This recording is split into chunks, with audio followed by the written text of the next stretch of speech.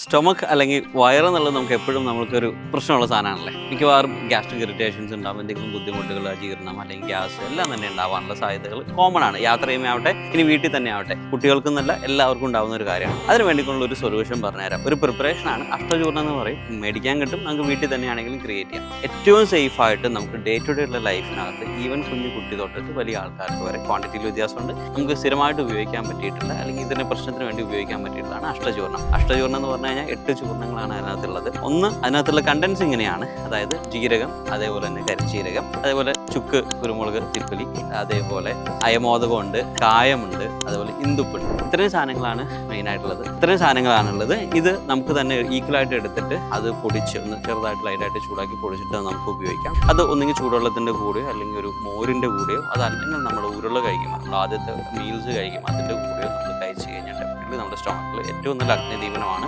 Digestive ഇഷ്യൂസിന് ഒരുമാതിരി എല്ലാം തന്നെ ഭംഗിയായിട്ട് തന്നെ മാനേജ് ചെയ്യാൻ പറ്റും. ഒരു ഫസ്റ്റ് എയ്ഡ് ആയിട്ട് നിങ്ങളൊരു ട്രാവൽ കിറ്റിനകത്ത് ധൈര്യമായിട്ട് ഇതൊരു സെറ്റാക്കി വെച്ചോ. ഡെഫിനറ്റ്ലി നിങ്ങൾക്ക്